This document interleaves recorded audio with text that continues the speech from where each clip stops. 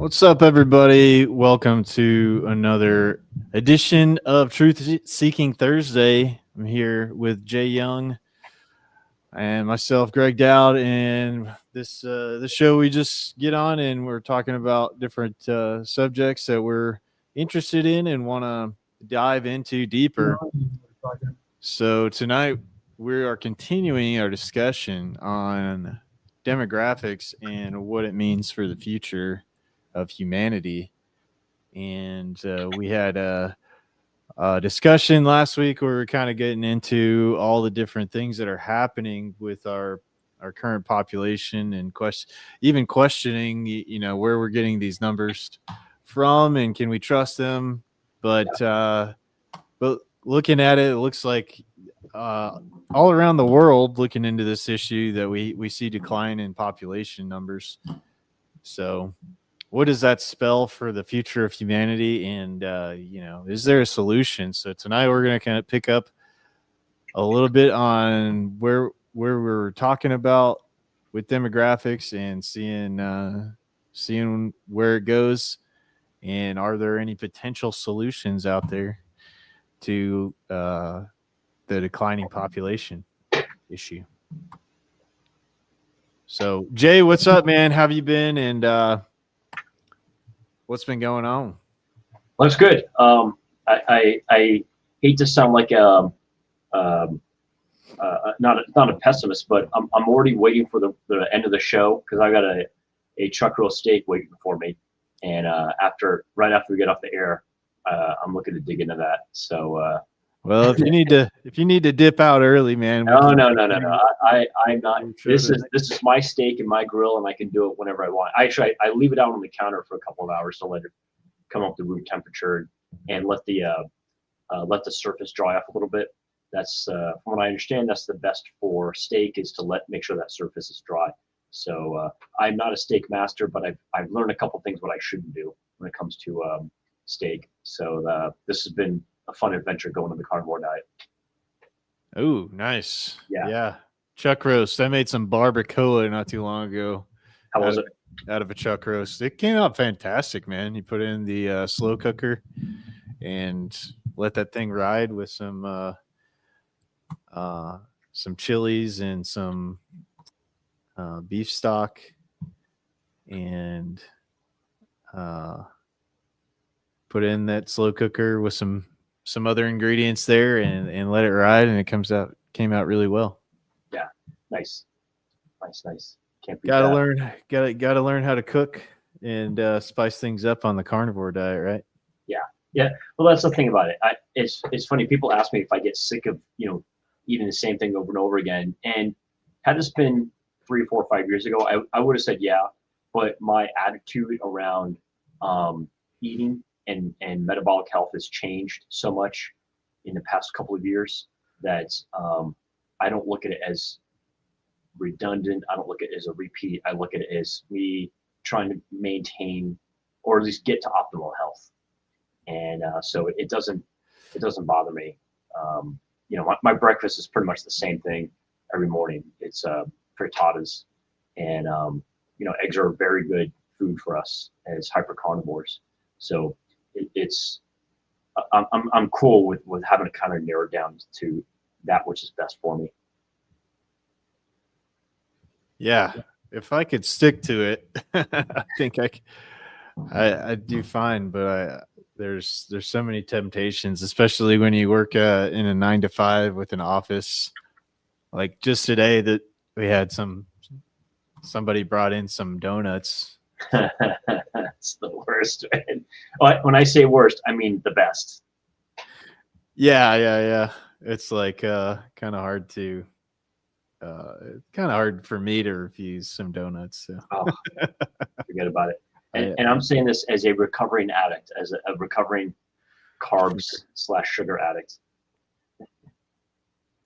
Yeah, dude, it's hard to get it. It's hard to get over it, man. It is. And I say it, half jokingly, but we have become addicted to carbs, and not just in the Western United States, but around the world. These high carb diets are just causing so many problems within our our cells, and that causes so many chronic issues and autoimmune disorders within Homo sapiens. Yep. It's bad. Yeah, I heard they just flipped the food pyramid. Mhm. The RFK Jr. flipped the food pyramid, man. So Yeah. No more tons of grains in the bottom of the pyramid. So. Yeah. Well, it's if we take a look at what caused the quote unquote four food groups back in the 80s and 90s, right, and then the food pyramid, that there was no scientific evidence on which to base that decision. This was all politically driven. It's trying to push people in a certain direction. And you ask anyone who tries to defend the four food groups or the food pyramid, where's the randomized controlled trials, which is the gold standard of research, which substantiates those claims that we need plants, that we need grains, that we need vegetables, fruits, carbohydrates. There are none. Mm-hmm. So, yeah, it just concerns me that we're that easily led by our noses. Yeah. And once you kind of get on that train, man, it's hard to jump off of it. It's like every kind of addiction you can run yourself into. Yeah. Once you kind of get on there, it's hard to pull yourself away from it. But yeah, we did. We talked about a lot of different factors for this for the change in demographics last time. It's quite an in-depth issue, and worth a lot to a good look at and further study. And there's a lot of different things going on, but one of the questions that thought about asking here, that you brought up asking here in the beginning, is that is declining reproduction rate an actual problem, and are declining population numbers an actual problem? So if we want to maybe talk about that for a minute. Yeah. And so, in asking that question, this is not me using the begging the question, logical fallacy. I'm not saying that it is or it is not a problem. This is not a leading question. It's me trying to ask an open-ended question. With the way technology is converging and changing our lives so much, is it necessarily a bad thing that we don't have the major growth demographics that we had in even the past 5,000 years? So I think that's something that it's a worthwhile question for every human to ask. So I think it's whether or not there is a replacement population is one of the key things, because if you get to a certain point, then you are not meeting the replacement rate. Yep. That things can get pretty dire there. Now, when you throw in this technology and things that might be able to, if we're thinking in like utopic terms, like, okay, this technology is going to be able to come in here and solve all the problems in the society and do all the things like Star Trek replicator system stuff, like, like we don't exist in that world currently. Yep. Could that world emerge? Maybe. But you're always gonna you're gonna need people until that point happens, Mm-hmm. And this kind of I guess I saw this video a little while back where this Japanese I don't know if he's a professor or if he was developed this macrobiotic idea of health, like alternative health. Michio Kushi, I ran into this guy, and he was talking about, he did this lecture called The Rise of the New Human Race, and he was kind of dealing with this question that we're talking about right now. So if you have technology that's advancing, that's, you know, supposedly going to alter humanity and enhance humanity, that's the promise, I guess, of this technology for the, you know, majority of people. What are the implications of that? And on the opposite side of the spectrum, you know, is it better to move towards a more natural humanity, and letting the two go in separate directions? So I was figuring we could play this for a little bit, and I'll get your thoughts on what this guy's talking about, and I'll see if I can grab it to the point where he's getting into some of this stuff.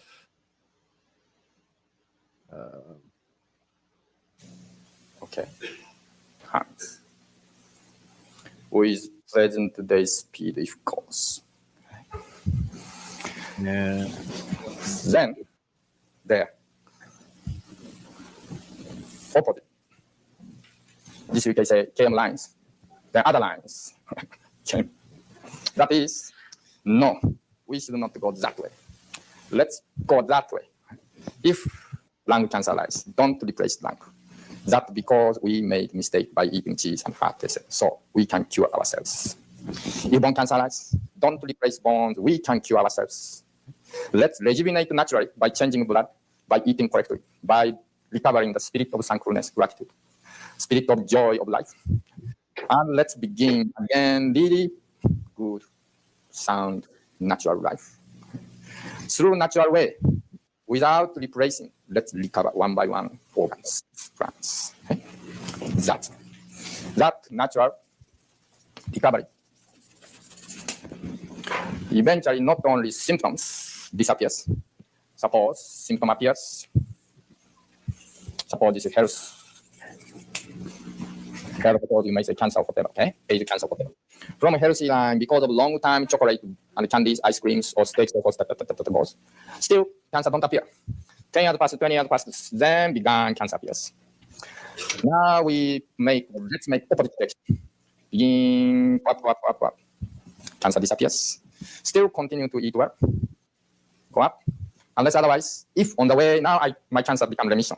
My cancer no more. Now I can eat steak, I can eat ice cream, etc. Then begin again. Cancer comes. So let's establish health and continue. Yes, at that time you may eat a little more flexible way, but not only health, but let's make our mind, our spirit higher and higher. Okay? This. All right. I goofed up there. I think we need to start a little bit further in the beginning here, where he's kind of. So, do you want to set this up a little bit? Let's give the audience a little context here for what we should expect. So, basically, he's getting into him and his friend took two different paths. He had a friend in Japan that went into the biotechnology field, so he's making like artificial organs, like artificial hearts and things like that. And he was exploring, became pretty big in doing this kind of work in Japan. And he split and started to do more exploration on his path into like the natural healing, natural health type stuff. And so this lecture comes out of his conversations with his friend that was into all this like artificial technology, replacing organs, kind of the allopathic healing model of being able to just solve the problem with like a pharmaceutical or replacing something with a titanium piece or some artificial means of keeping you alive. And his projection into the future of what those capabilities would be versus the body's innate ability to heal and things like that, and basically projecting that humanity could take a couple different pathways, going down this, like using the technology, but this could, it's not healing the underlying causes of the ill health, and it's masking the stuff, and they're just putting a lot of band-aids on it with this different technology. And he was basically predicting that, going down that path would spell pretty much disaster versus choosing to go the other path, which is to go more natural, and the more human path would lead to flourishing. So that's what this lecture is. So in terms of kind of wrapping this up in demographics, how does this relate to the overall topic? Because he's basically saying like the population as a whole, if you're gonna take the artificial path, it could get wiped out because of this artificial path, because it's not going after like the underlying issues. So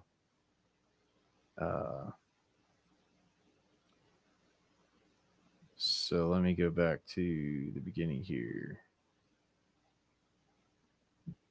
Modern society, and school children may be given all of them be given some kind of drugs, chemicals before studies or lunchtime, and also in the college time now, that some young people have experience when you have the examinations, you have to awake in the nighttime, you take some chemicals, some drugs or speed, etc., right? And you are doing, okay? And those psychological artificial controlled psychologists spreads, okay? Together with them following ultra psychonation.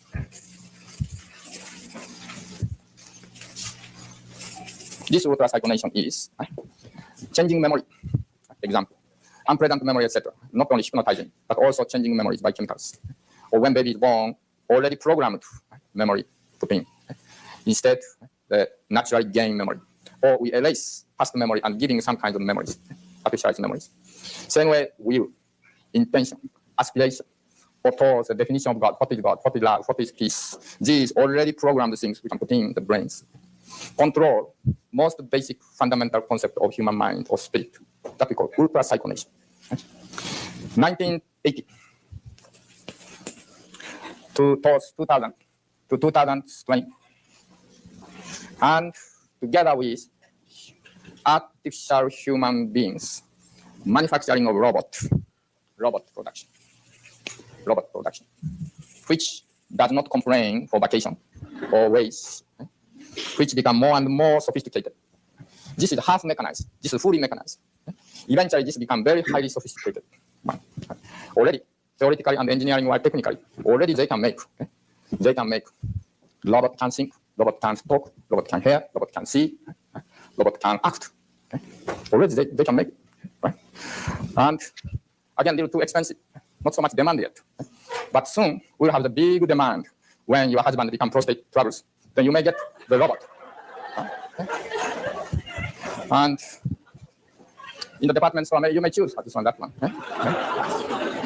And not only that, as everyone knows through newspaper and radio or the magazines, now genetic engineering. Genetic engineering.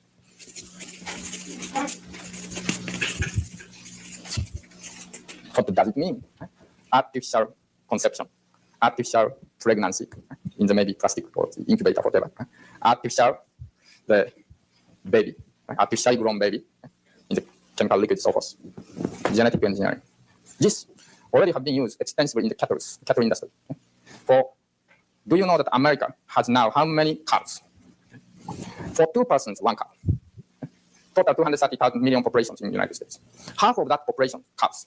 And those cows, how many ox need to produce those cows next spring, next to their children? Only 12 ox, 12 male needed, 12. Right? So in the world of cattle, new 12 races coming up. 12 races. Similar situation may come in the future of the world. The 1920, comparing 1980, 60 years, some British medical research made. Sperm count in the male dropped 34%. Average 34% dropped sperm count comparing 1920s male and 1980s male.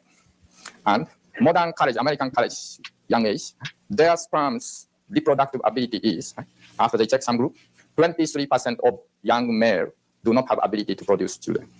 Okay, almost 1/4. And now you know 1 out of 4 families cannot produce children. Right? You know that. Okay. So more and more genetic engineering goes. All right. And sperm bank, egg bank, etc. will begin. Okay? Sperm and egg themselves also may be artificialized. Not only natural sperm, natural eggs. Then what goes? Okay? What goes? End result is totally new type of species goes. Totally new type of species, which are controlled by high technologies, high communications through the computer, this and that, each brains, high chemicals, high waves from probably satellites sending out, and mind, the body, as well as its life itself, constitution, tendency, characteristics, all control. Okay?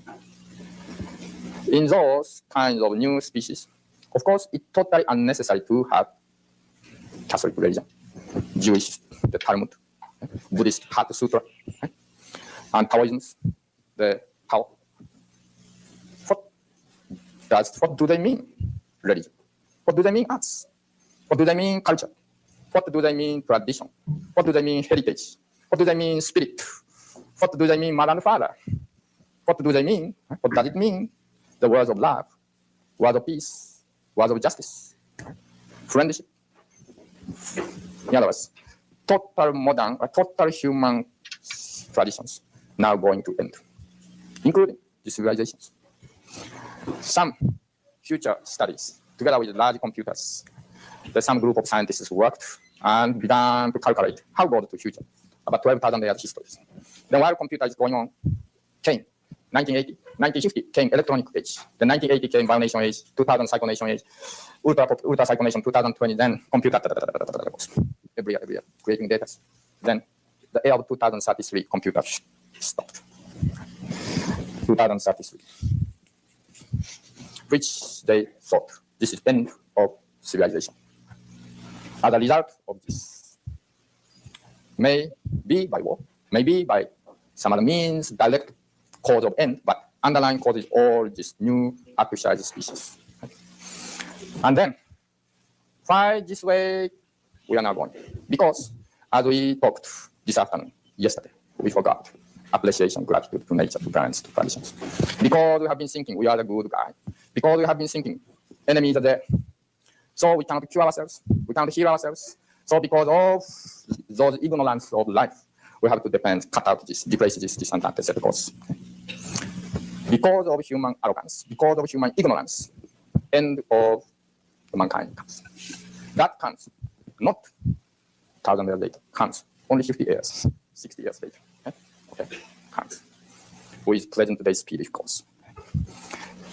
Then, so basically, you know, he's like predicting out because of fertility issues and studies on the male population, sperm count, fertility, that, you know, you could foresee a future where this becomes more and more of an issue for normal conception, normal births, that it could result in just an alteration of the human species in and of itself, basically creating a new species, no longer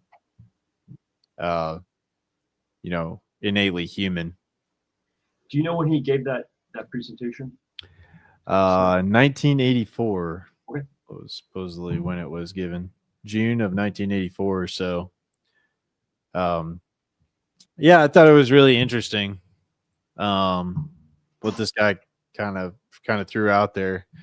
And you know, we think that we could fix, you know, maybe fix all these issues, but you know, that I think, like, when you run into, you know, this kind of genetic issue, or, you know, environmental factors with fertility, you know, maybe technology can't completely solve all those issues. So it was an interesting thing he threw out there. And the alternative pathway would be to maintain your health and figure out how to avoid a lot of these environmental toxins, and embrace your humanity, and I guess kind of go back to being in nature, being more spiritual, being more grateful, having gratitude, embracing your humanity, and avoiding going down the uber technology path. So kind of laying out a little bit of a bifurcation of the human species there. But I thought it was pretty interesting.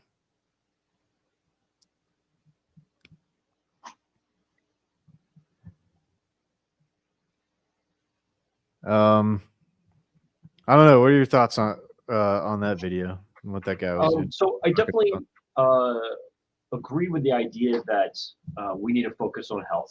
I think there's Georgia Ede talked about this in her book, in terms of diet and nutrition, and physiological metabolic health leading to healthy minds. We've seen a major increase in neurodivergence, aka autism, schizophrenia, psychopathy. You know, there's psychotic breaks. You know, these are increasing with greater frequency, especially over the past 3 decades. It's gone up quite a bit, and I think it's more than just being aware of it. I think that we actually have an increased rate of incidences, and I think that, you know, kind of extending what he's talking about, if we are changing the way that our bodies are operating, then that changes the way that we think. And whether we do it through technology or we do it through just really crappy food, that can have some major issues. So, you know, I think we're seeing, kind of get back to what we were talking about before around, you know, eating steak. There are, you know, issues around chronic inflammation, autoimmune disorders, and we're seeing greater instances of type 3 diabetes, which is basically dementia and Alzheimer's, amyloid plaques in the cranium. And so I think that, you know, just that, we don't have to add in the computers and the technology, et cetera, or, you know, with Elon Musk's, you know, little threads in the brain. We don't have to do that. We just pump the body with a lot of bad, you know, substances, right, which we call food, manufactured stuff, and we're going to cause problems. And I can see, physiologically speaking, changes in fertility, which are definitely going to cause problems with demographics. And then also the way that we view ourselves, the way we view the opposite sex, the way we view culture. And that, I had to guess, that's going to cause a huge divergence between men and women, males and females. And really not just a lessening desire to get together to procreate, but I'll go so far as to say an inability to procreate, you know, and even an inability to be able to interact with the opposite sex, and to create basically to create more humans. And I hate to say that so antiseptically, right? So clinically, creating more humans. But if people ain't having sex, they ain't having any kids. And I'm not saying any of this was intentional, because I don't believe in that stuff. But in terms of an evolved outcome, I definitely I think it is demonstrable that crappy food, manufactured food, technologically driven food causes a lot of these problems, and we're seeing it come out in the numbers, the demographic numbers. Right. That's a huge issue. I know in our pre-show chat, we really talked about how on the relationship side of things, even getting into the just dynamics between men and women, a lot of that is also affected by the government's interference in people's relationships. So not only are these environmental diet factors playing into this, then you also have I think we can kind of like we were chatting a lot about this and keep coming back to the same crux of the one of the large cruxes of the issues of the dynamics between men and women having long-term stable relationships in marriage is due to a lot of the government interference and the legal system, how it's set up currently, and how a lot of it is kind of one-sided on against men. Yep. Which is not leading toward these long-term healthy relationships. Yep. So yeah, if I could take that one step further, I think it's demonstrable that in the West, men have been made second-class citizens. If we were to create just a basic matrix with different societal attributes, characteristics, and then one column is the males, the other column is the females, and we take a look at societal, cultural, legal responsibilities versus rights, it would be pretty easy to show that men are actually the second-class citizens, and that women actually have the I'll say privileges and rights without the commensurate responsibilities. And we can point to different times throughout U.S. history or Western history where there were changes that caused these sorts of things to happen. But I think unfortunately most people don't have the perspective that men are second-class citizens, and they don't. For them, the way things are today are the way things have always been, and that's how they ought to be. And I think that we're facing a huge demographic crisis because of that. Yeah, and basically it's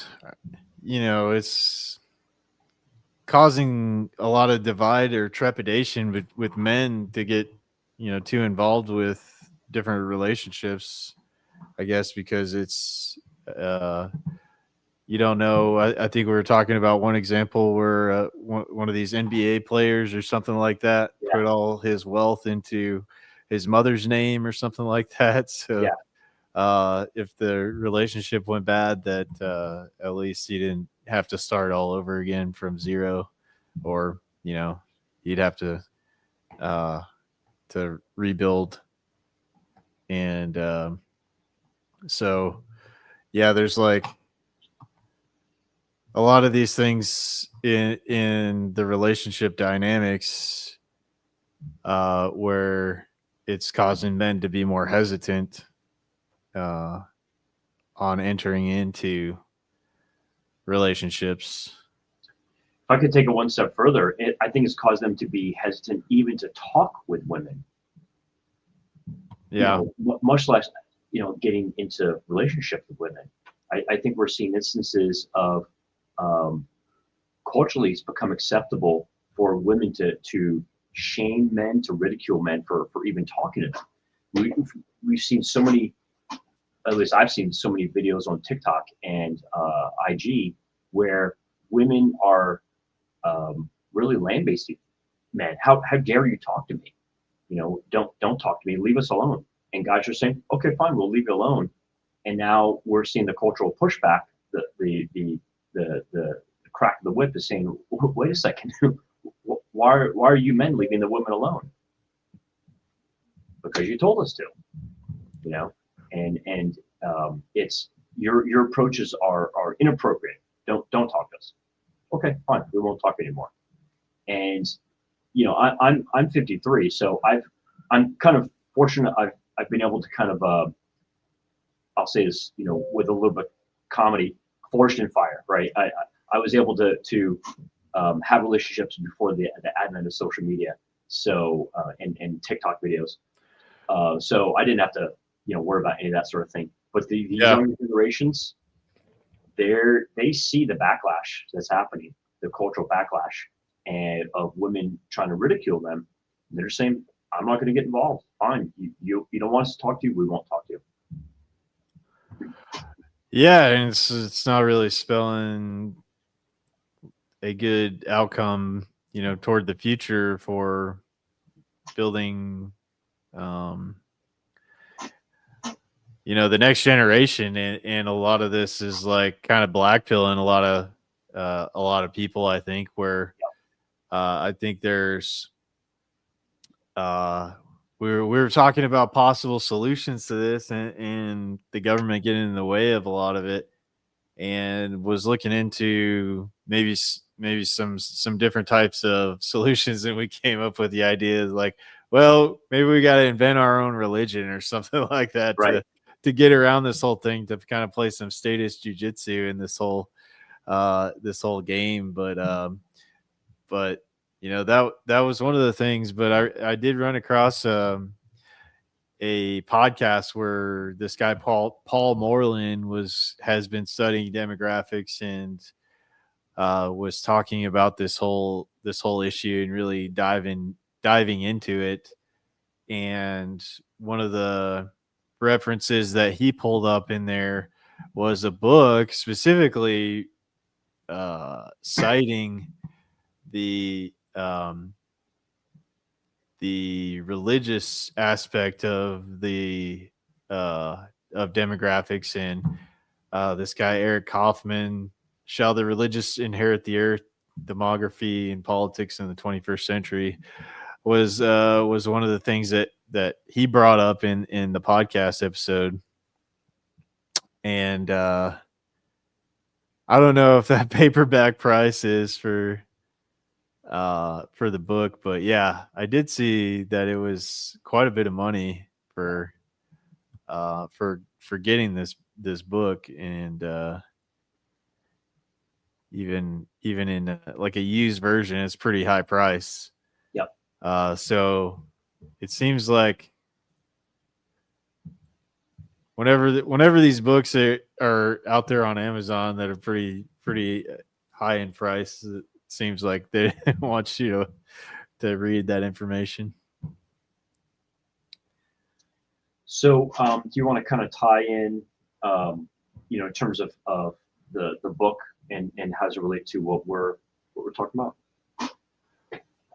Yeah, because that was one of the ideas, was that in order to have your population succeed in the future, you kind of have to unite around certain ideals and certain ways of life, and what you determine is important. And the moving that information into the future, the religious aspect of it would be one way that you could, you know, get everybody kind of unified and on the same page. And so that is how it leads into this book, and talking about demographics a little bit. Are those people versus the secular, more secular people, not putting so much of an emphasis on the future, of humanity, but more of the folks that have more of a religious shared vision of inheriting the future tend to have more children. Okay. So is it really a matter of the validity of the religion, or is it a matter that if we look at the philosophy of religion, is it more a matter of the really popular religions, the ones that persist, are the ones that have these edicts, these mandates to reproduce? Right. It's kind of about the edicts to reproduce as in part of the religious philosophy. Mm-hmm. But playing that out into the future, like the people that have the most reproduction are the ones that their ideals and their vision are the ones that will inherit the future ultimately. So, it was kind of one of those things where, we were talking about, what's a possible solution outside of any kind of outside of the government. And I just thought it was interesting. This guy brought up this book, and this guy spent some time studying that and asking the question about, shall the religious inherit the earth? Gotcha. But this was a really good podcast where the Dr. Paul Moreland, mm-hmm. the guy that was doing some more, some deep research on demographics, was really getting into this topic. It's an hour and 24 minutes, but he lays it out. He lays a lot of the factors out and gets into a lot of the different aspects of all the changing demographics, including all the different migrations and things that are happening and the replacement rates. So we could go into this section where he's talking a little bit about the replacement rates and technology, kind of around what we were talking about earlier. Okay. If you'd like. Next question is the replacement rate. So the replacement rate today is 2.1. And I think that's pretty contextual because you said in the 1500s it was 6, 7. Yeah. So could it be, like, what is that replacement rate based on? It's based off human capital, right? As in it takes 2.1 to replace a couple that have that child. But if humans increase in efficiency, productivity, creativity, AI, all this kind of stuff, could it be that a couple only need one child to replace what, when they die, the outgoing? Well, the 2.1 is purely demographic. It's not saying whether the economy will grow or not grow. It's simply saying how many children do people need to have for a population to be stable in the long term. Various factors influence the rise or fall of the population, the growth of life expectancy, the spacing of births. But broadly, if 2 people make 2 people, and those 2 people make 2 people, then the population will stabilize. The 0.1 is because not everybody will make it through to. But we're now at a point in much of the world, and more of the world, where death before the age of 40, say, or 45 is extremely unlikely. And so you really, if you think about it, 2 will do in terms of keeping the population stable. And of course, if people are living a bit longer, that will mean the population grows a bit. If people are spacing their births out, having them a bit later, that will depress it a little bit. But ultimately, people having 2 kids, replacing themselves in a world where those 2 kids will survive and be in the breeding pool potentially between, say, the ages of 18 and 40, that will stabilize your population. Now, another question is, what is needed for a dynamic economy? And some people would say it doesn't matter if the population declines because we've got all this new technology coming along. And I've written a chapter in No One Left in which I argue that we're there again. Everyone said this in the past. The machine smashers, the Luddites of the early 19th century said, if you've got machines doing the job, you won't need people, we won't have jobs, we won't have wages. And yet the Industrial Revolution happened. That was created a huge demand for labor. Then people said, well, we're now going to have robots in the factories. And if we've got, we don't need workers on the land because we produce all this food with a tiny share of the workforce. And if we're going to have the robots in the factory, we're always coming up with new ideas for jobs. We're always coming up with new needs for people. And I'm very skeptical that this time really will be different. And you're in the workplace, you're seeing what's happening. And I know, for example, in the legal profession, they're saying we don't need so many interns, and that's going to cause a problem because the AI can do the basic jobs, it can't do the more advanced jobs, and there won't be more advanced jobs. That will sort itself out. There's so much of the economy, I think, particularly in an aging society, that is very hands-on, that's very care-oriented. You look around the building sites, again, a story I've told before, I looked at people putting a new roof on my house and thinking, well, they turned up in a truck, they could have done that 70 years ago. Everything they did, maybe the tiles upstream are manufactured more efficiently, but so much of what we see in our day-to-day lives is not getting more productive from a labor perspective. Things happen like you go for a sandwich or something and you press some buttons rather than ask someone. So there are always efficiency and productivity coming into the workforce. I just don't believe that if we have each cohort half the size of the last one, or a third of the size of the last one, that won't create a huge vortex in the economy. And we still need people. So we need so many hands doing so many jobs. I'm very skeptical. Now, it could be that I'm wrong, and it could be that in 30, 40 years' time, we have an elderly, shrinking population, but it's nicely looked after by robots. Well, at least we won't have gone down that particular sinkhole of lots of old people sitting on their own and on the economy shrinking. But I think the lack of dynamism, the lack of energy in that society, and frankly, it's not, I don't just think people should have children because it's good for the economy. It's easy to quantify that. I think it's personally very sad if you don't produce the next generation, because it suggests you have no vision for the future, you have no sense of yourself as part of a continuity. And in the end, I think at the end of your days, you'll probably look back on your life and feel, what was that worth? I remember someone who worked for my parents, a very, very nice woman. I was very fond of her. And I remember when her husband died, she turned, and they had no children, she turned to us and said, is that it?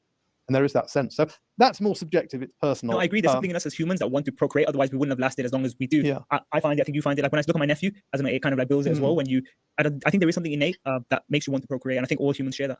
Well, the majority, yeah. But they have done. Yeah. Today. Maybe your generation will be the first one that doesn't. But I want to give the perspective from like one of my existential friends. If I showed her this podcast, this is what she'll say to me. She'll say to me, there's 1.6, I think one out of 6 children are in poverty in the world. How can you have a pronatal culture, or how can you even tell people to have children if you can't guarantee some basic welfare for them? And it's kind of like you're pushing more and more children. But if we're going to have 100 more children, those 100 million more children are going to be in the mines in Uganda, or they're going to be chimney sweepers, then do we even want those children to exist? Well, I think that gets back to the point I was making earlier. We've never had a time in history where more children are coming into the world who will be well-fed, who will live longer lives, who won't die early, who'll have educational opportunities. I mean, if you look at the share of people who are literate, or if you look at the share of people who go to university, or if you look at the share of people who are going to live their 60s or 70s or 80s, if today's world is not good enough to bring, of course, there'll always be tragedies and there'll always be sadnesses. But if you're going to wait for the perfect world where there are no environmental challenges, there's never an economic slump, nobody will be in pain, everybody will cease to exist. And we would never have got to this point as a human race if people had taken that point of view. And the strange thing is, as it gets better and better, as we live longer, as we live more healthily, as we eat better, as our prospects, I'm not just talking about Britain, I mean much more than Britain, the world's become much less unequal. Kids in China, kids in much of Africa, kids in Latin America, they're getting better educations, they're getting better looked after, they're getting better housing, they're getting better clothing than they would have had in every respect. As things get better and better, we seem to be saying, oh, it's too dreadful a world. Until we reach perfection, we're not going to have any kids. And that really is just at the end of the human race. I think it's less perfection. I think it's more when you see the stat, 1 in 6 children are in poverty. Yeah, but what would it have been 30, 40 years ago? Particularly if you take an absolute measure of poverty, it might have been 1 in 2.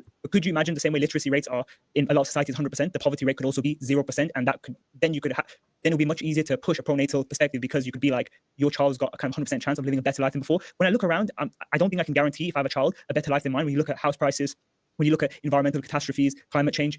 And again, we're speaking to that person who's existential. Again, we're not speaking to me, but we're speaking to somebody who's existential, who's really concerned about the future and guaranteeing their children a better life than them. And then when you add on top of that, the demographic change we're having, where I currently support, 2 non-taxpayers, but they will probably, support 4 non-taxpayers. What future are we, even if you do decide to have a kid and you're pronatal, you're in an antenatal world. So your child's just gonna have this massive burden, and how are they gonna navigate that? Well, I think there are no guarantees in life. If you're waiting for a guarantee, don't get out of bed, don't go to university, don't get a job. It might be horrible. Your boss might be nasty to you. There might be a bomb on the train. You might get run over by a bus. I mean, let's just go and die in our beds. If we're looking for guarantees, if we're looking for probabilities, the probabilities are getting better. And I think not to have children because no one else is going to have them, and therefore they're going to have a lot of tax burden there, seems to be a doom loop. And the other point on that, of course, is as society ages, you really want a selfish reason to have children. More and more older people are going to rely on their kids to get them through the system. They may need financial help from their children. They may, my mother's 91, and I take her to, or my sister, or one of the grandkids takes her to a hospital appointment, helps her. She's very good, but actually navigating even today's support levels without any younger help. So the fewer and fewer kids there are, the more and more, and the more abandoned and neglected the older generation is going to be, the more you should have children. You don't want to be childless in that kind of world. So yeah, he brought up a bunch of interesting things there, like talking about the whole technology thing. Like if you continue to like cut your population in half and in half, even with all the technology, there's going to be you know, definitely large economic changes, and then this kind of vacuum of all the necessary jobs that are required in the society. Yeah, I think the guy in the black shirt, he was really off, way off, in a few different things. So in terms of the guy in the blue shirt made really good counterpoints. The guy in the black shirt kept saying, well, if you can't guarantee this and you can't guarantee that, or you're going to bring, 100 million people into poverty. Well, that's actually been the majority of the Homo sapiens existence. The majority of people were born into poverty, and I don't like it, but this whole idea that people should be guaranteed to be born into some sort of minimum existence, that's horrible. And the guy in the blue jacket said it properly. Said if you're looking for certainty, death and taxes, that's about as far as that's going to go. And he made a kind of saying what I was saying is we've had people born into poverty for thousands of years. That's not the issue. So the guy in the black shirt, he has this really weird starting point. How are you going to guarantee this? You're not. By the way, you could take a person who's born in affluence, and then by the end of their life, they are in the dumps. Just take a look at the Vanderbilts. Their family went through the floor within, I think, 3 generations. From the height of the Vanderbilts, 3 generations later, they were done. And so I just think that he just started with so many just bad premises, bad starting points, metaphysical starting points there. The other part about it is I think that these guys are looking at it from the point of view of they are applying technology asymmetrically, and they're not applying technology ubiquitously. So what I mean by that is technology can be used to reduce labor costs, reduce cost of producing things like the cameras that we're using, or the screens that we're using, the computers that we're using, etc. And they can be used for robotics, can be used for AI, but they won't be used for caring of the elderly. They'll be used a whole bunch of other ways, but they won't be used for that. And he keeps saying that, or he keeps intimating that because the younger generations cared for the older generations in the past, that's how it's always going to be. And that is not necessarily the case. And I think we're going to see greater and greater instances, and we're starting to see this in Japan, where their demographic numbers have really plummeted, where we're starting to see robotics take over some of the heavy lifting jobs, literally the heavy lifting jobs, right? Where they have robots that can help lift people, elderly, out of their chairs, or help them into a tub, help them out of the tub, and do it safely. And we even have exoskeletons that people can wear, right? So maybe you won't need 2 younger people to pull one older person out of a chair or a bed or a tub. You may only need one person because the exoskeleton can help provide the physical power for doing that. So I just think that it's just and what we're going to see is we're going to see that trend continue, where the number of tasks and jobs that AI and robotics can take over for the care of elderly, that's going to get better and better, almost on a monthly basis. And so I reject this inherent assumption that they have that it's always going to have to be 2 younger people taking care of two elderly people. That's not what's going to happen. And the trend is showing that to be the case. So I think that these guys are starting with faulty premises. Yeah, definitely could see that, the technology can help with an elderly population, but on the flip side of the coin, it's like if you want energy and creativity and all that kind of stuff to enter into the equation, I think you're going to get more of that with a more youthful population. More ideas and more creativity and economic drive. Because you have all that extra energy in your youth, and a lot of that, I ain't the same as I was in my 20s for sure. So I still think that kind of falls in that asymmetric trap that when prior to the advent of robotics and AI, it was the younger generations, kind of in the 20s, 30s, maybe the 40s, that were the innovation drivers.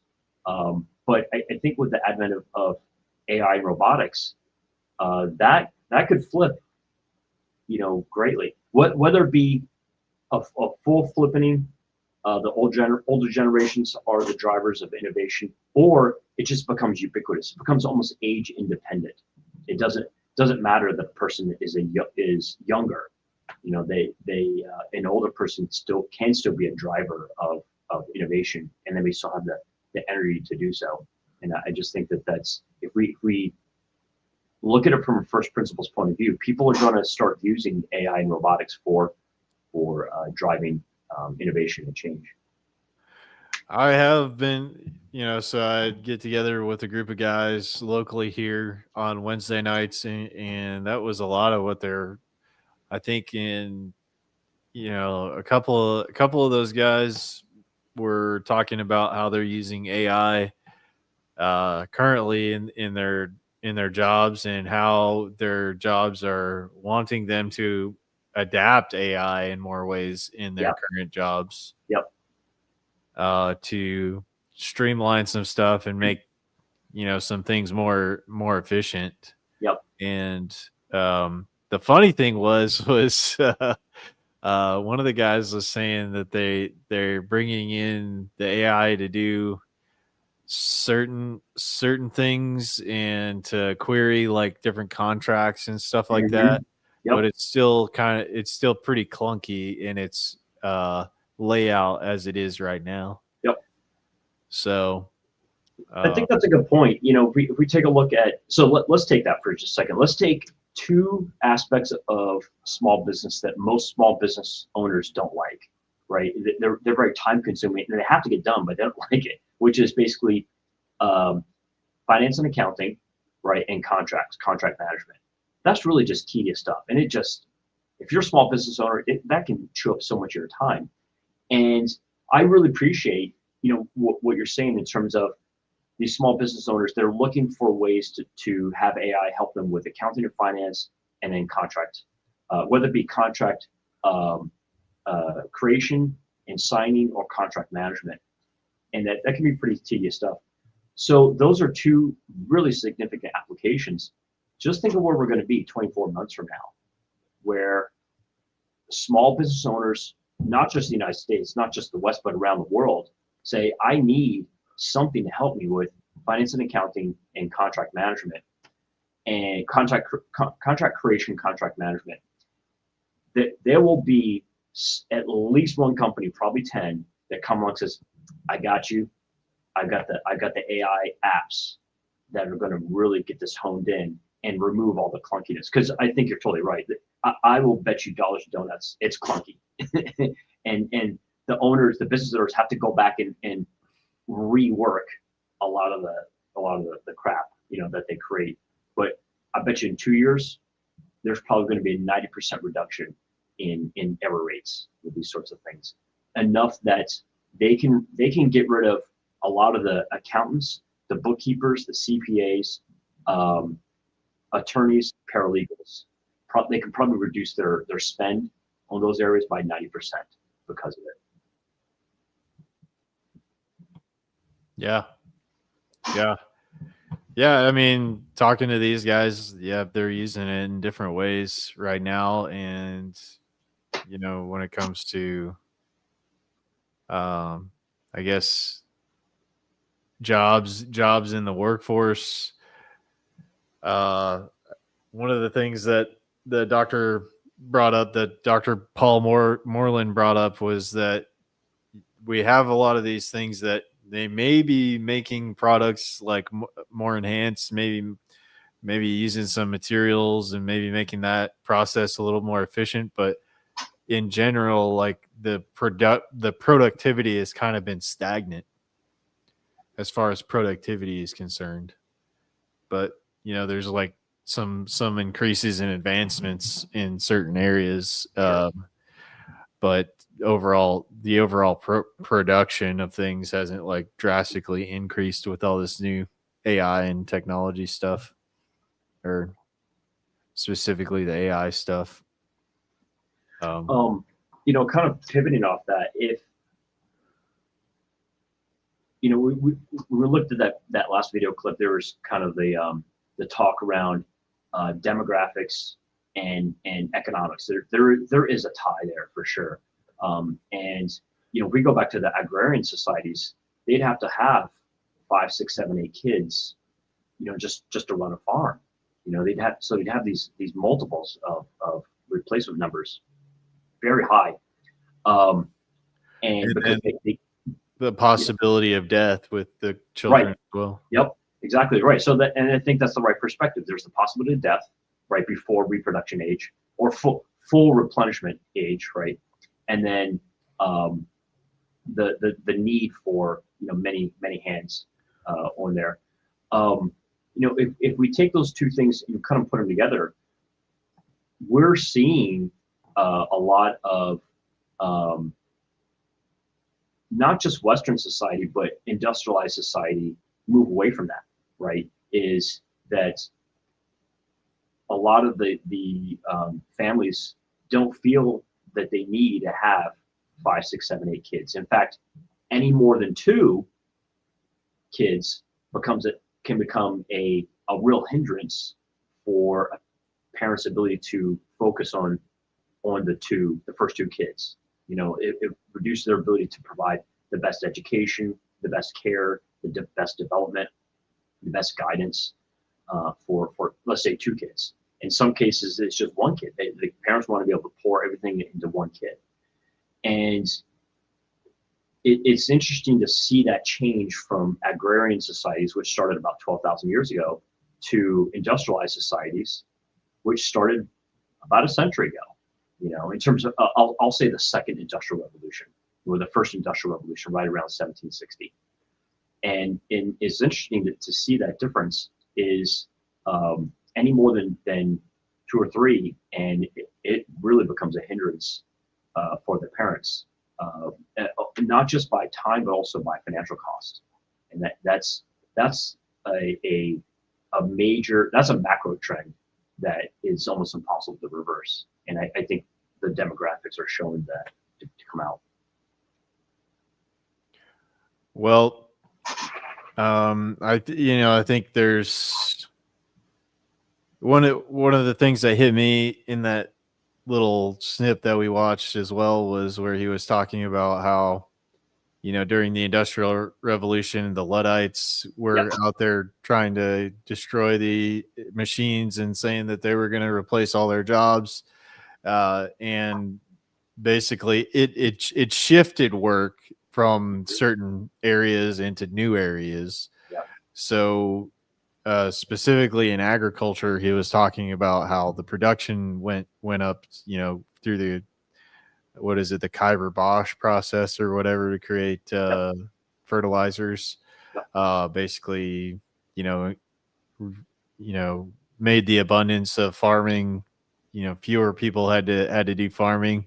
And we look at that now, and maybe all these artificial fertilizers is not the greatest idea for doing these monoculture crops, but it sure did create a lot of food pretty rapidly in the world through that process. But basically it was talking about how that all kind of shifted people's work from that. Now it requires less people to create all that food because we have all these machines for processing it and, you know, moving it around and doing all that stuff. It's freed up a bunch of labor towards other areas now of specialization, basically, instead of purely agrarian to get all of everybody's needs met. So it's not that it, you know, in the future that all jobs will be replaced by technology, but the specific jobs in the future following the demographics of the country or the society,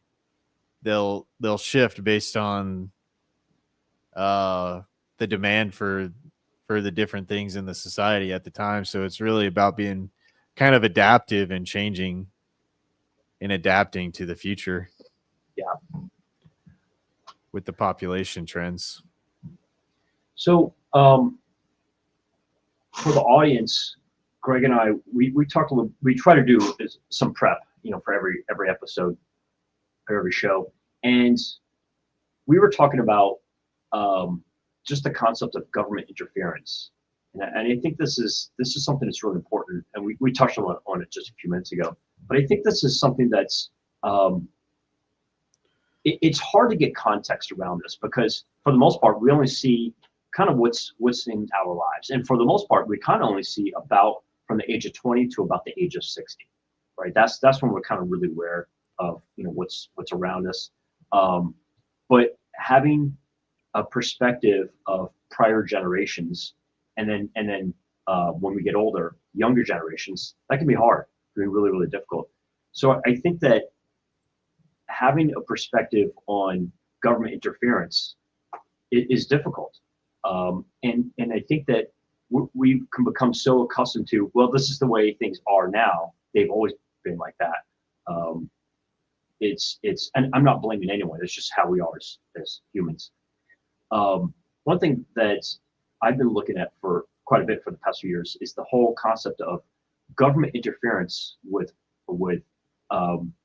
the interaction between men and women, and how, in my humble opinion, government interference has caused there to be a major schism between men and women, whether it be through expectations or the law, or I should say expectations from men to women or from women to men, and how laws are set up, how regulations are set up, how family law, family courts are set up, and even going so far as to have governments which can nullify agreements, contracts between married couples, and specifically prenuptial agreements. We're seeing that sort of thing. We're seeing, I think, a huge rise in the advent of red flag laws, which allow one spouse to accuse another spouse of something without any evidence, and then that second spouse's Fourth Amendment rights can be completely, curtailed at that point. This is something that I've been trying to look at more at, and I think we're seeing a grassroots movement within the West that's coming about. And Greg and I, we talked about this quite a bit going into the past week trying to prepare for the show, and it was a lot. It's a lot to handle, and it's really how do I say this? It can be a little overwhelming. I think many people, it's easier for them to kind of try to deny this isn't happening, but it's all demonstrable, and Greg's pulling up, a whole Wikipedia page just on the concept of red flag laws. And the vast majority of the time they're used by women towards men. And this sort of thing that I think because of government interference is causing men to basically walk away from relationships in general.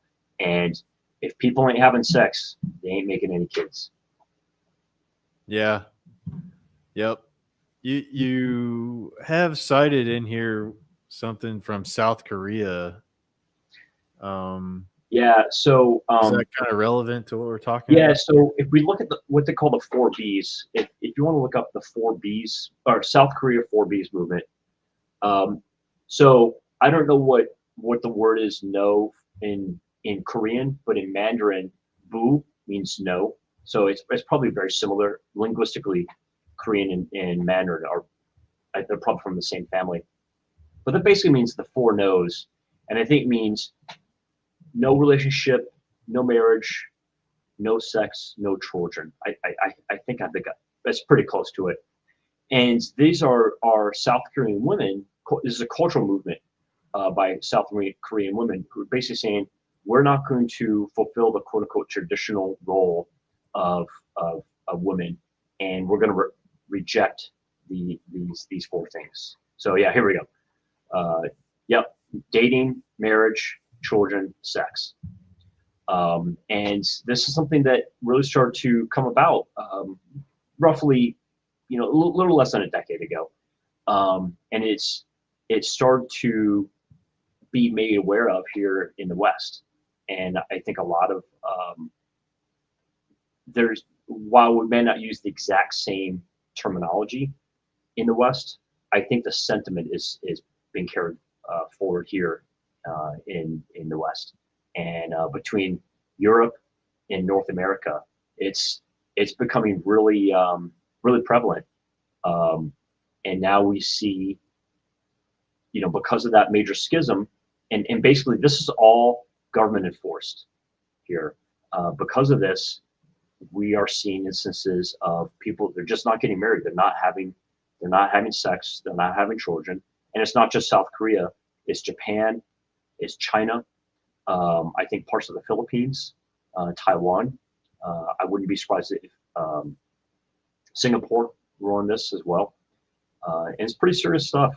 This is they ain't making any more new people. You had a video here with South Korean men quit marriage.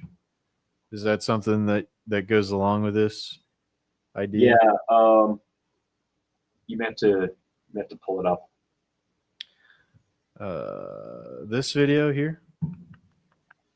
Yeah, so we don't have to go through it, but if maybe we want to put it in the chat or in the description. But basically, there are so many videos like this, and they're showing the cultural effects of South Korean men. They're just not participating in a marriage because of the government interference, because government is basically mandating what relationships must be like and what they must not be.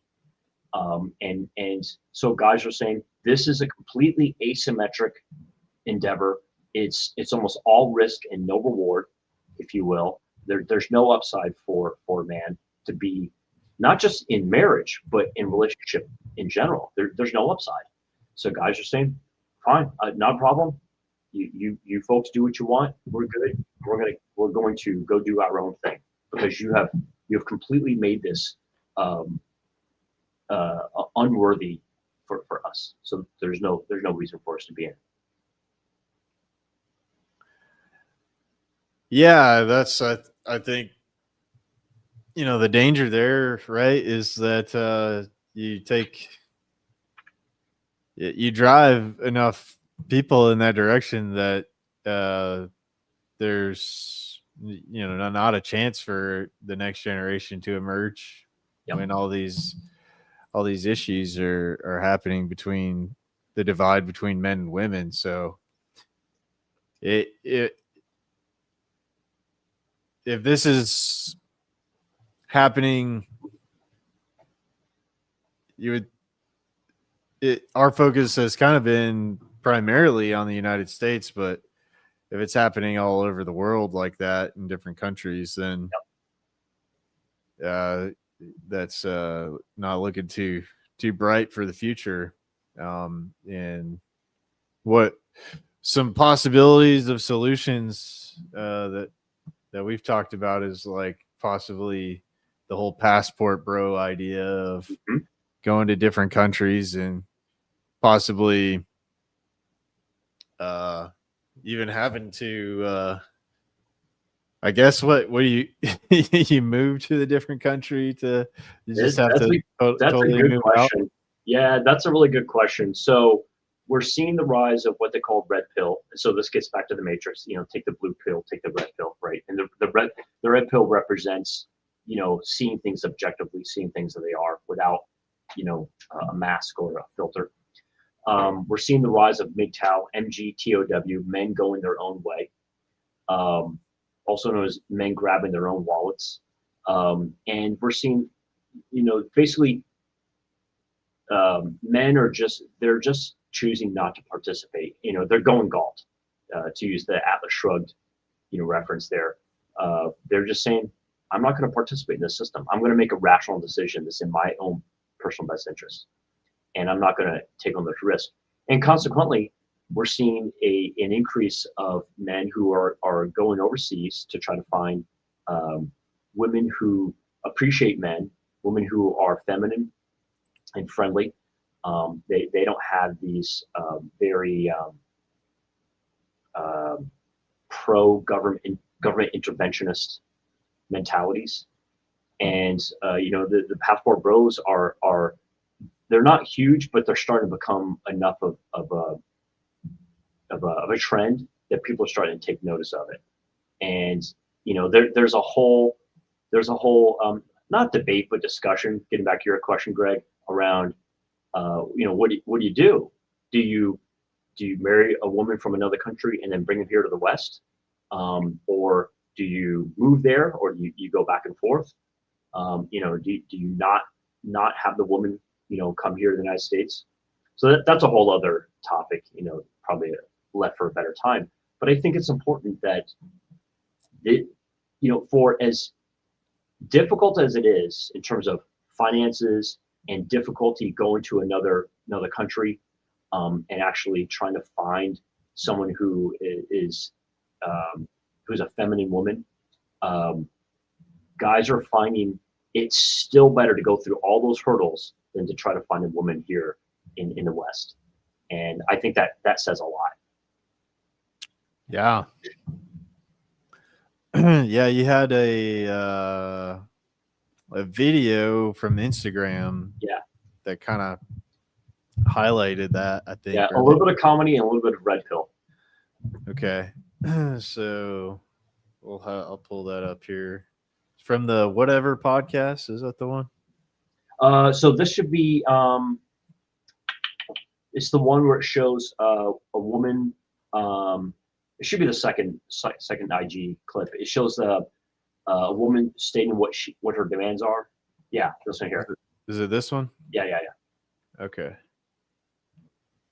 So just for context, the woman here is saying, she's talking with this lady here who is a matchmaker, and she is saying what she wants her man to have these different attributes. And so this has become a whole video series of people who are criticizing this young lady here. If he were in a secret society.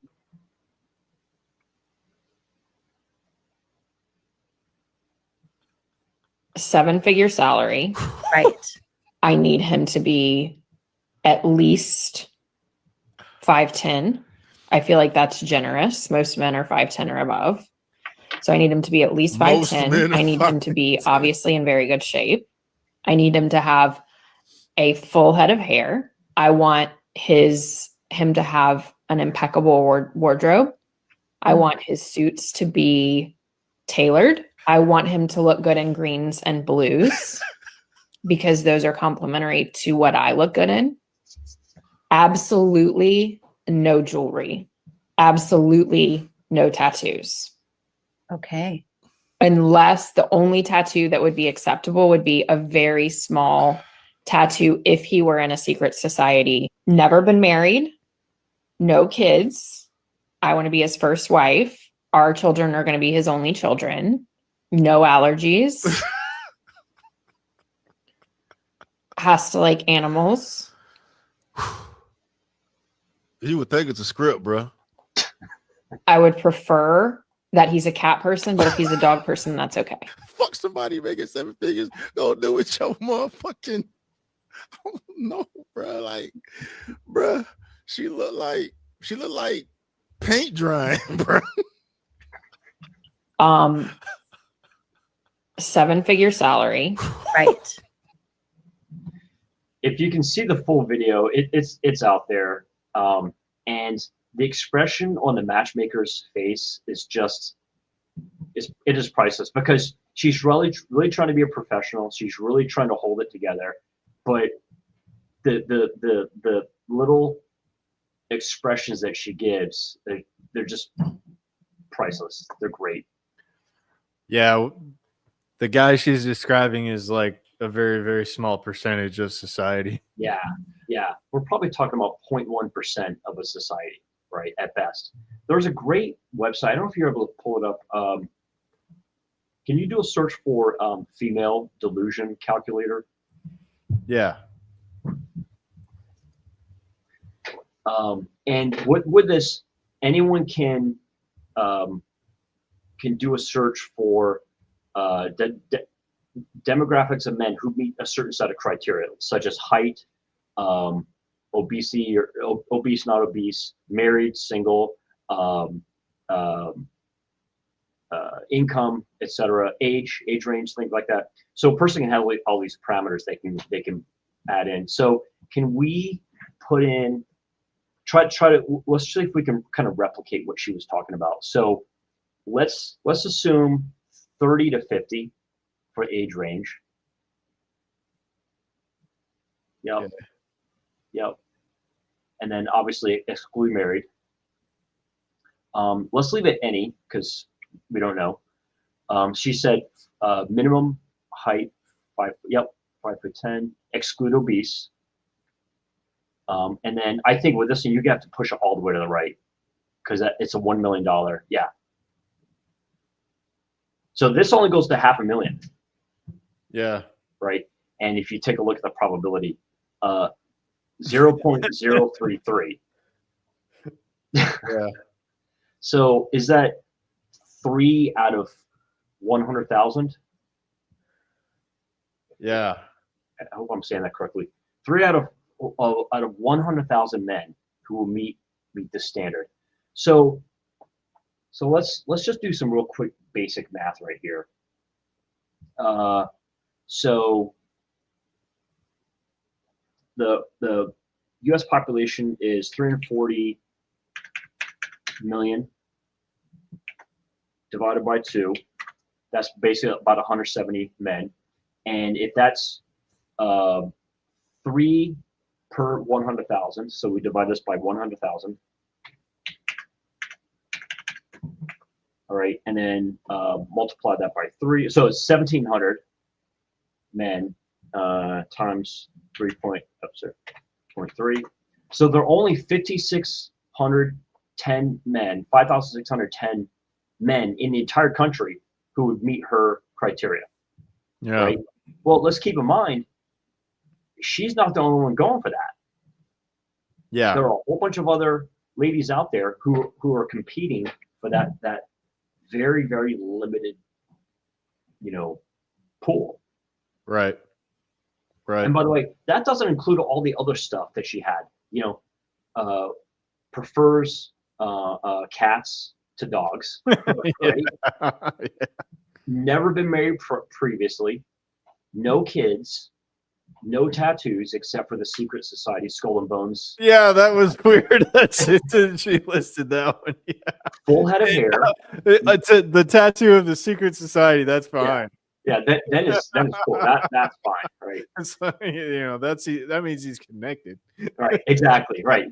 That's how he got his 7-figure, salary, right?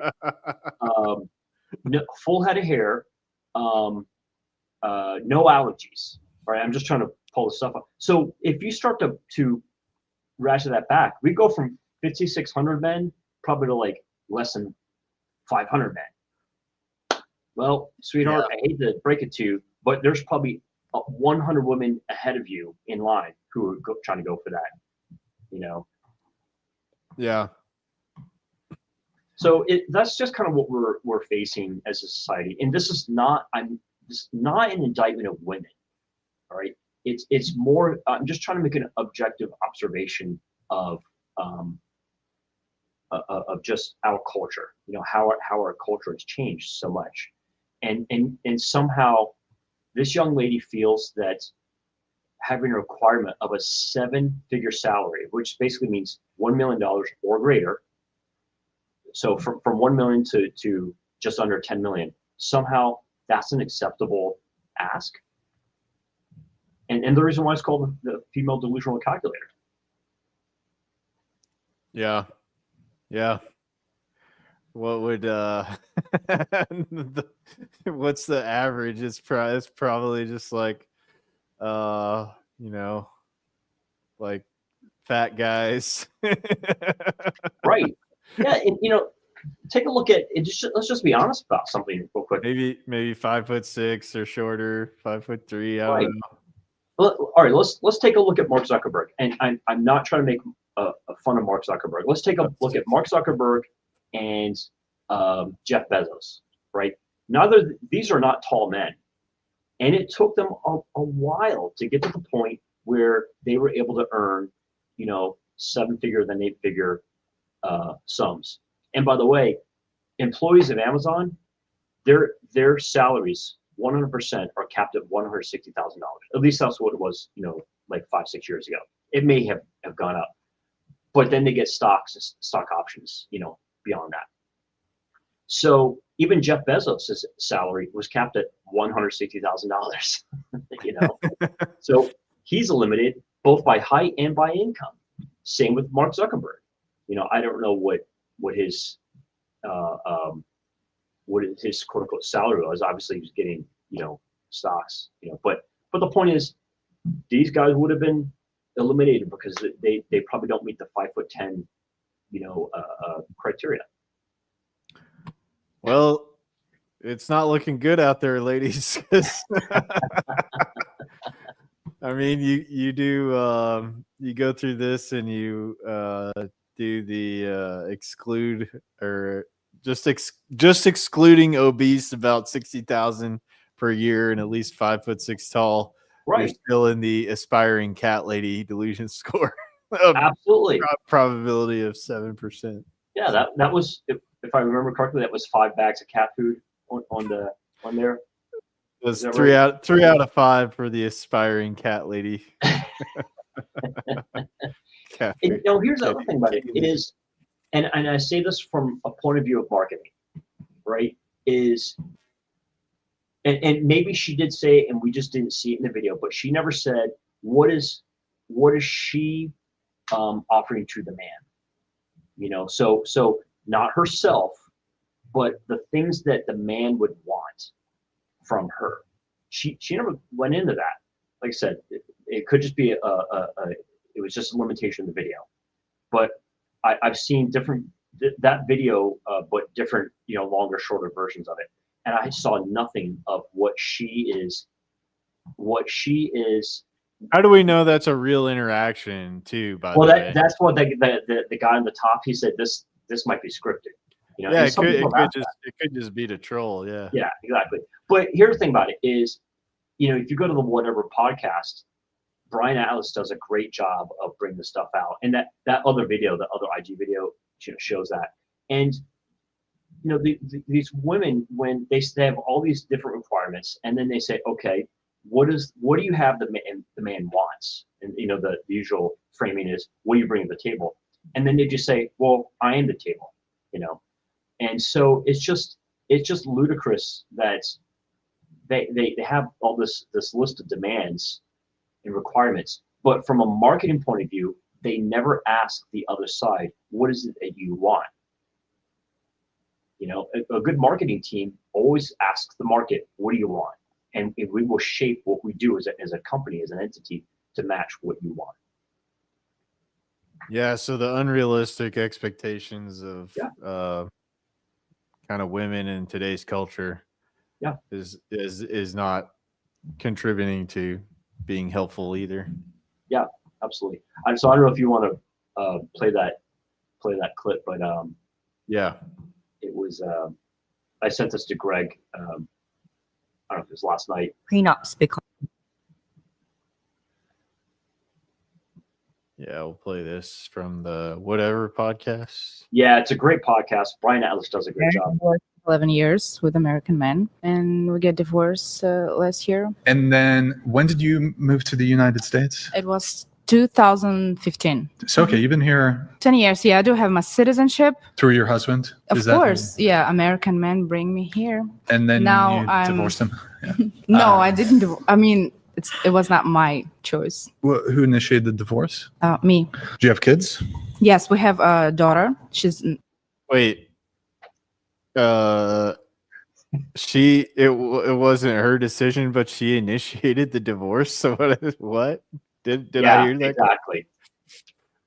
Okay. she's gonna be 9. Does he pay you alimony? Yeah, of course. It's just American law. Are you guys living in the same city? Well, he's visiting us in Denver every once in a while, but he's traveled a lot for work. But So you I have was full custody of your child? no, it's not whole custody. It's 50-50. So he pays you child support Mm-hmm. and alimony. Yeah. How long does he have to pay you alimony for? I think it's a 3.5 years or something, or 4. How much does he pay you per month? I'm not gonna say that. I don't think people should pay alimony. The in the laws UK. are really rigged against men, and honestly, it's put society in a place where men really don't want to get married, especially I could see to that. American women, unfortunately. And so I think that's why you're seeing prenups become a lot more common. I'm single now. I was married for last 11 years. Yeah. The jokes write themselves at this point. So she claims it was 50-50, even custody, but yet he has to pay child support and alimony. And yet, even when though it's 50-50, she still has majority de facto custody. I don't know if you caught that in there, but he's out Yeah. of town. She said he was gone most of the time, and so she had the kids for the most part. Yep. Yeah. Mm-hmm. So it's just crazy that we're kind of at that point in our society, and I give the one or two ladies who are in there that they were being pretty objective in saying that it is now a raw deal for men, and so to kind of bring it full circle of red pill, MGTOW, etc. Men are stepping away from relationships. They're stepping away from marriage. They're stepping away from having kids, and the numbers show the end results of this. Obviously, there are a slew of plenty of other factors, but I really believe that government interference is the biggest factor in this, and I think it has to do with how harassment laws have been shaping culture over the past 6 decades. We're seeing this in the work culture. We're seeing this in college and university culture. Men are doing this. Yes, there are plenty of other factors where government interference has made an issue. Greg and I have talked about this in terms of health and wellness. Trying to drive greater profitability is causing companies to use inferior ingredients, inferior products, inferior ingredients for things, like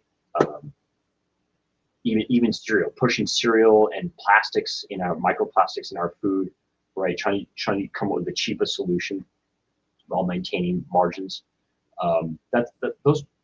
They're factors. They're absolute factors. But I think any of those things, such as health, if people really want to have kids, men are horny enough. They will find a way to have some kids, But to quote Rush Limbaugh, abstinence works 100% of the time that it's tried. And what we're seeing is mass abstinence. 100% of the time, it works in not creating kids. And so that's what we're seeing across the board. And I think that is the biggest factor.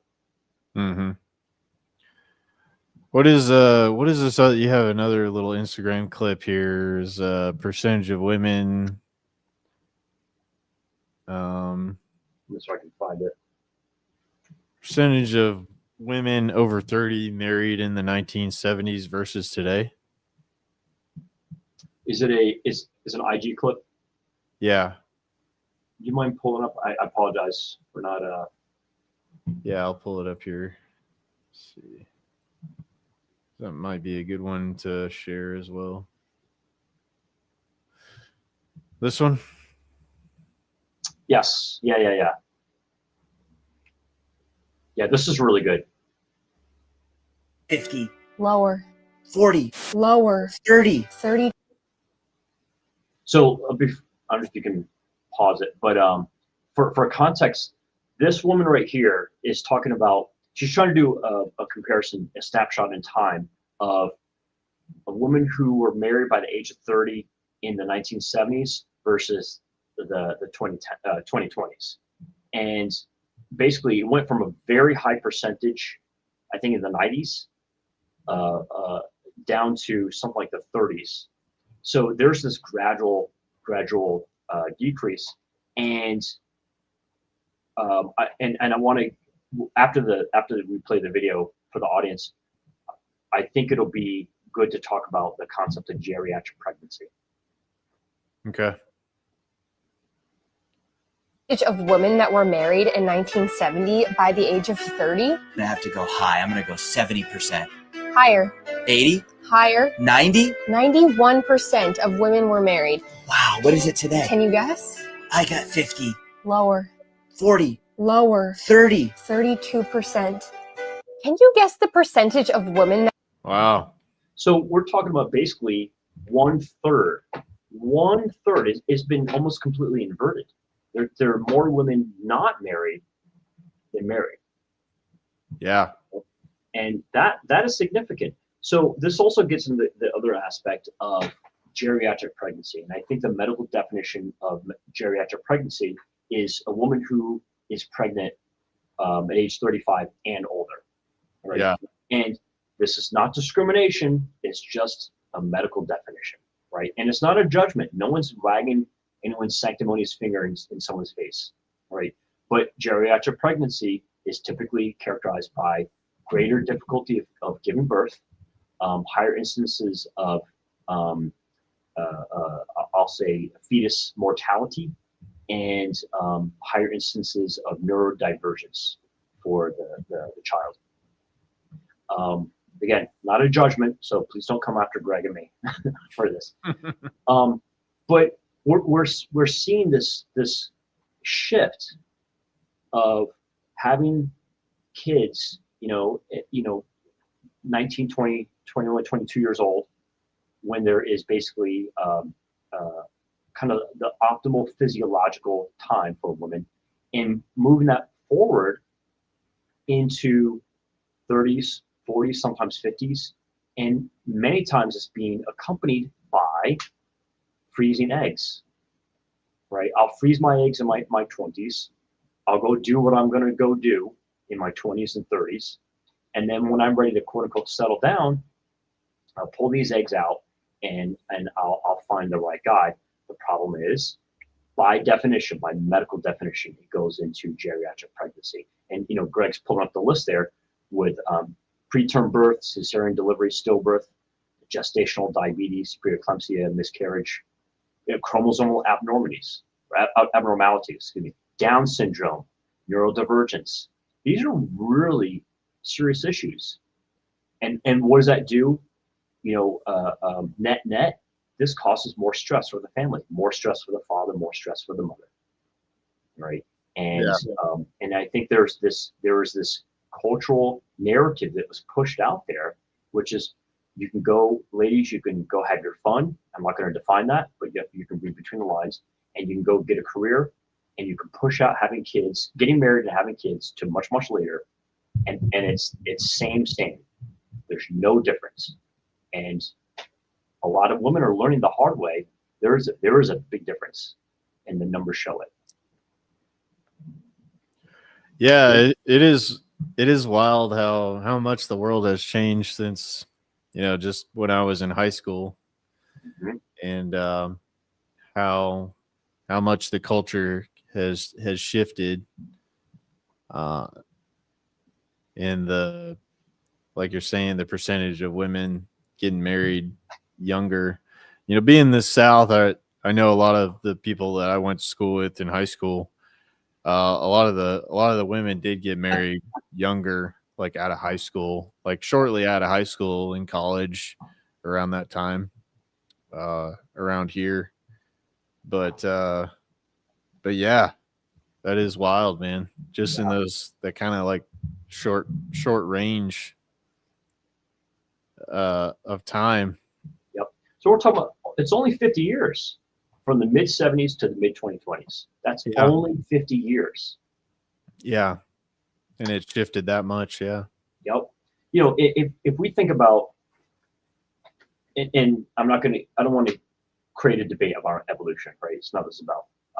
If people ascribe to the idea that we are biologically evolved, then it takes tens of thousands of years to get, you know, any significant change in genetics, right? For evolution, what they call change in gene frequency or change in allele frequency. So this is not a matter of, you know, we're evolving as a species where, you know, women can you know, push off having kids and it doesn't have an effect. 50 years that's not enough time for evolution. So this is some pretty significant stuff, and you know, we're again, it's coming out in the numbers. Yeah. So yeah, I think that's kind of the thing when we're talking about alternative solutions. It's like really it kind of has to become a cultural shift, right? This the thing is that people, you know, if we want to have more of these, you know, stable relationships and have more kids and going into the future, it has to kind of be a whole cultural shift in thinking on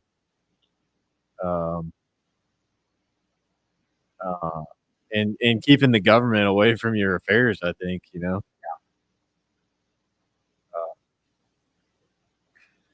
So Greg and I did not, for the audience, we did not want this to be a black pill episode. We did not want this to be a doom and gloom episode. and let me be the first to apologize. It's looking pretty drastic, but so you know, but I think there are there's solutions to a lot of it, and a lot of it is deciding to focus, you know, toward you know, finding those healthy relationships and figuring out how you can make that happen in your life, and you know, being able to kind of shift the whole dynamic here. Yeah, it really has to be one of those things that need to encourage more people to, you know, find those healthy relationships, and I guess change your expectations quite a bit for the women. Like, you ain't gonna be finding, you know, these really high value guys out there. It's like, you know, a lot of guys were just trying to kind of figure out how to get by. But you know, like we should be striving for the best that we can be, and, you know, looking for long-term relationships that are going to be healthy and stable in the future. Yeah. You know, you had put in our show notes the concept of kind of bringing people around us, right? And the very last thing you just said around health, I think that extends into probably 2 or 3 major areas, right? There's physiological metabolic health, right, down to the cellular level of our own bodies. You know, getting off of processed foods, staying healthy, having a good, clear mind, and then there's kind of what you alluded to, is making a really solid network or group of people that we can surround ourselves with, like-minded individuals. Ideally, we share, for the most part, share value systems, right? And that we can lean on each other in a healthy fashion, right? Is you know, where one maybe lacks, and another person can kind of pick up the slack, and vice versa. And that's what healthy societies, healthy cultures do. is they try to do things voluntarily, without coercion, and they really are looking out for the best interests of each other, and at least they try to, you know. And I think that was probably one of the most important principles that Greg and I came up with, is be internally, physiologically, psychologically healthy, socially healthy, right? And then if you got to a good base, be adaptable to changing conditions and circumstances. And like you just said, Greg, understand that you know, things are changing, and be able to get one's expectations in alignment with reality. And I think something that is along with that is we all have to check our ego and don't become married to a singular solution. You know, understand that the ground is shifting beneath our feet. I think just in the past 30 days, we've seen a lot of shifting of the ground beneath our feet, and we all have to be able to be adaptable to that. Yeah. There's all these talks of what the whole Greenland thing going on, wanting to get Greenland, and then everything that's been going on in Venezuela. We're creating some kind of like North American technate or something like that. And you know, it's like you know, some of these things are emerging, as well as you know, the currency getting more and more eroded. So, you know, some of those things that I've been talking about for quite a while on this channel is figuring out, like, finding your tribe. Mm-hmm. And finding people that share your values, and figuring out how you can work with other people, finding that social outlet. We had a younger guy come into my work today, and he's just kind of getting started in figuring out where he's gonna go next, and defining his career path and looking for stuff. And I found it kind of promising, because this guy was looking externally from his college, like, instead of the college setting him up with some kind of internship or whatever and going through the process with the college, he just decided to pick up the phone and start cold calling a bunch of businesses to see if he could set up his own internship somehow. And ended up coming out to where we work, and kind of like shadowing to kind of just see what it's all about, and figure out, like, if that's like part of the pathway he wanted to go down. But yeah, man, like the incentive is on you as the individual, and it's you as the individual that have to make the choice to go in a more positive direction towards the future, to be able to manifest the future of human flourishing that you want to see. And a lot of that, you know, creating these kind of communities of people getting together that are going to share those values of and wanting to stick by them. I know that's part of what my buddy has been doing locally, is to just get a kind of a men's group gathering together, and being able to get guys together that can kind of push each other.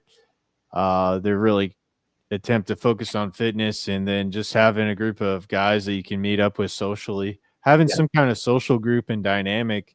You know, how are you going to meet people? How are you going to meet the right person? You know, I think that is part of it, is getting out and getting into groups where you can, you know, meet people, and maybe somebody might fall into a similar alignment as you along the path of getting out there. You can't close yourself off in that, because that spells more disaster, right? So I think it's important to get out and be social and figure out, you know, a good network of people together. And I think we also, you know, going into the future, it's good to think, you know, multi-generationally, and how do you keep, you know, these positive ideals, you know, going into the future.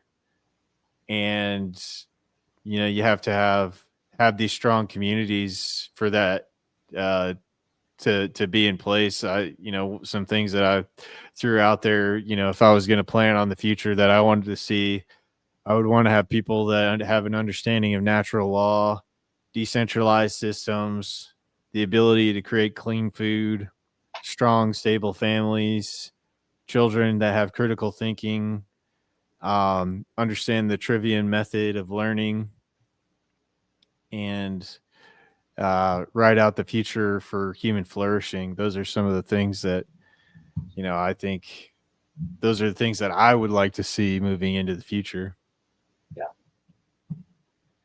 Yeah. I think if you take a look at Law 18 of the 48 Laws of Power, it says avoid building fortresses around yourself. Isolation is a dangerous thing. Is that the Robert Greene guy? That's right. Yeah.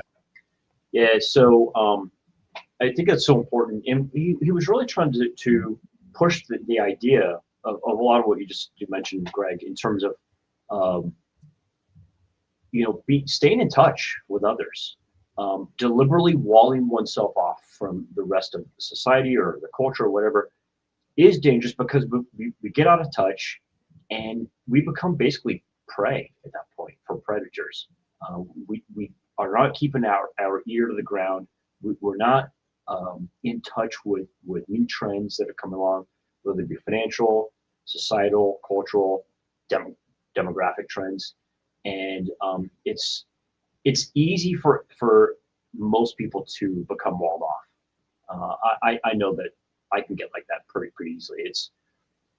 I'm naturally introverted, so I can be at my house for days and perfectly content, and very, very happy, But then I have to push myself. Oh, I got to go play pickleball. I got to do this, that, and other thing. And so it's a push. And I think that, what you're proposing, what you're promoting, Greg, is very healthy. It's a very healthy attitude. It's finding those people, actively going out and finding those people, and oneself in a position where one has to be involved and breaking down those silos to avoid that sort of isolation. Yeah. That was the recommendation that we gave to this younger guy today. It was like, he's out there looking for jobs. He did the cold calling, made a connection here, and from showing up to where we are, we're like, hey, if it doesn't work out here, if you can't get something lined up as an internship here, like, here are some guys maybe you could go talk to in our network that we know. Because this guy was a stand-up kid, he looked us in the eyes. He was smiling the whole time. He was interested in what we're doing. He seems like a good kid to like kind of lend a hand to, and kind of maybe tie him into a network to get him connected to some other people. So, you never know what'll happen when you get into like a group of some other people that are, So we suggested, like, I met one of my good buddies by playing in an adult volleyball league. Indoor volleyball league is one of my best buddies now. We met by me going out there and doing this adult volleyball league thing. So, like little sporting things like you're doing, like the pickleball, just doing some kind of social thing that's positive, that gets you exercise, stuff like that. There's all, like hiking groups. I think you said that you're involved in like a little hiking group or whatever, and you met some really great people in that. And it's all those opportunities where, they're in alignment with stuff that you want to do that are positive for yourself, that you can push yourself to go do, especially if you're an introverted type person, that you're going to get yourself involved in that and keep yourself from getting closed off. And who knows what those, opportunities may arise with the different peoples in those groups around your area. But I would definitely stay away from like what is glamorized as the way that you're cool or whatever in society, is like you got to go out and party all the time or whatever. Like, focus your partying on something that's productive, right? Like people that'll push you to be better, I think. And the exercise and taking care of your body and your health and your fitness, that's like, one of the great things that you can do. And, who knows what stems out of that from going and doing those kind of things. Yeah. I think it's I think there's that, you're talking about what is popular. I think it's common amongst if you go into college, right? It's partying in the college years, etc. It's understandable, right? That people would want to do that during that time period. Whether someone does it or not does it, fine, whatever. But I really subscribe to the idea you're talking about is finding those positive activities. I think it's really easy for people to just kind of get home from work and just want to chill out. Completely understandable, right? Especially if a person's job can be, a little either a little on the drudgery side or a little on the stressful side. I think it's easy for people to kind of get into a rut. It's hard. It takes effort, mental and physical effort, to avoid that sort of rut. So if we're talking about solutions to the demographic trends that we're seeing, I don't know if this is necessarily a solution, what you and I are talking about here, but it is at least quite possibly the healthiest way to address what's going on. At least to look after ourselves. It's probably not going to change these mega trends that are going on. So I think that's important.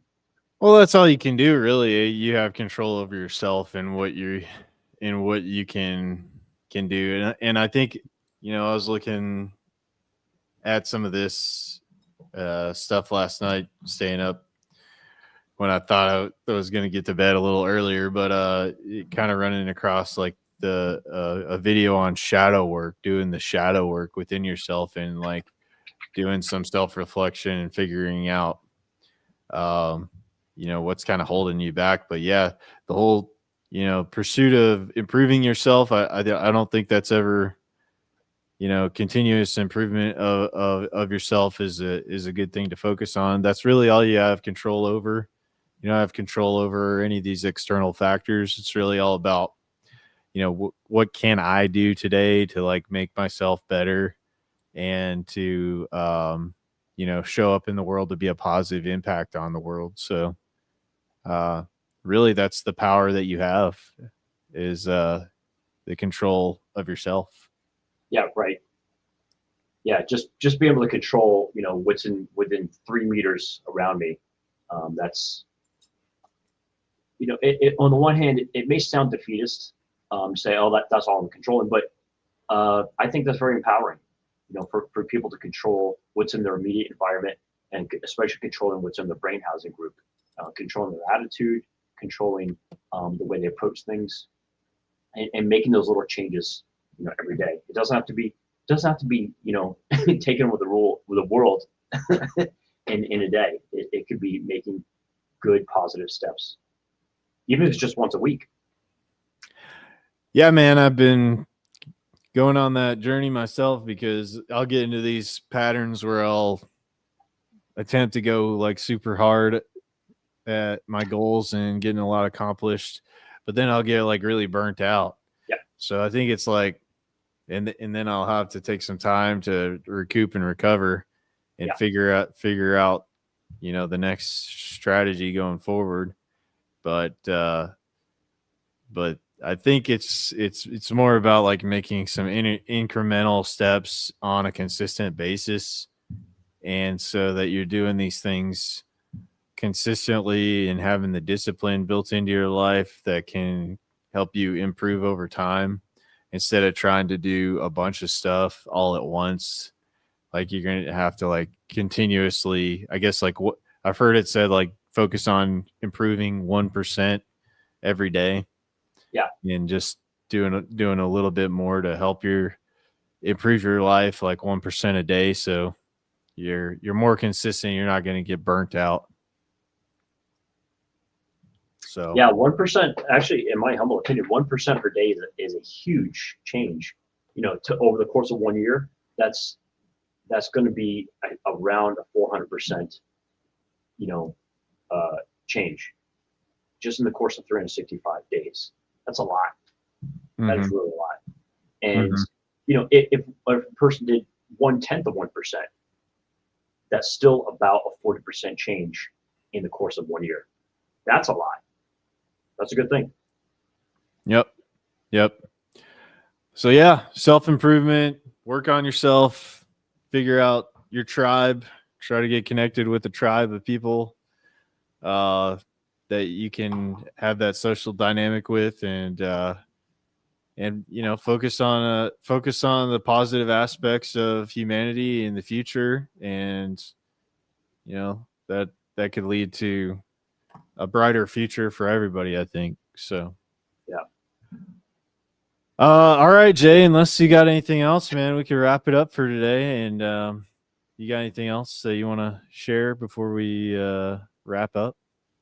Go to meetup.com and look up Bitcoin, Huntsville, Crypto, and Coffee.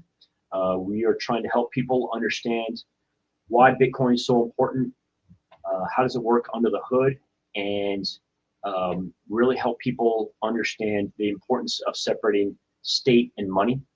I call Bitcoin the ultimate freedom accelerator because it is the way that we really get government, the state, caged in, really curtail its power.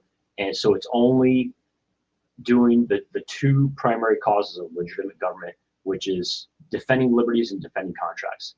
That's it. Anything beyond that inevitably will be an encroachment on our individual liberties. So we just had our we meet 2 times a month, 4th Wednesday and 4th Saturday of the month. We just had the past 2 sessions for January already, but you can always join anytime. It's a great group of people.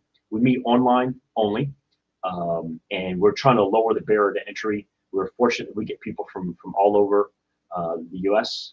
Who join, and sometimes we have people from other countries who join us. And it's a great group of people.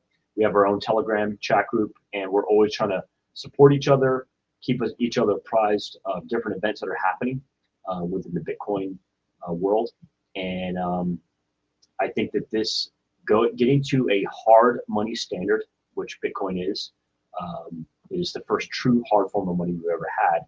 And doing that will be a net benefit for pretty much every single person on the planet. Well, excellent, Jay. I appreciate you coming on to do these Thursdays live streams. And folks, if you like this content, please subscribe, share the content, and we will be back in a couple weeks to have another discussion on Truth Seeking Thursday. So appreciate everybody that tunes in, and we'll catch you guys on the next one. Take care, everyone. Bye-bye.